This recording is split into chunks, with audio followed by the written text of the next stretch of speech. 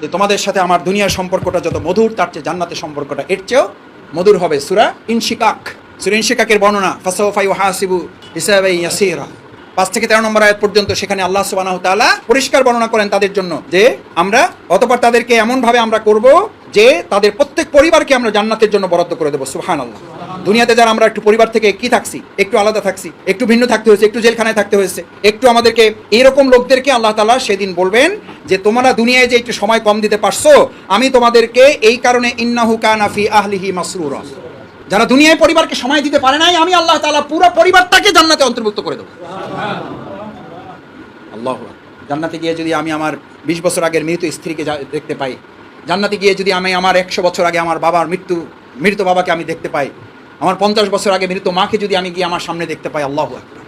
এই জন্য এটাকে আনন্দের সময় বলেছেন, ইন্নাহু কানা ফি আহলিহি মাসরুরা, আমি আনন্দ চিত্তে তাদেরকে এক জায়গায় জান্নাতে করে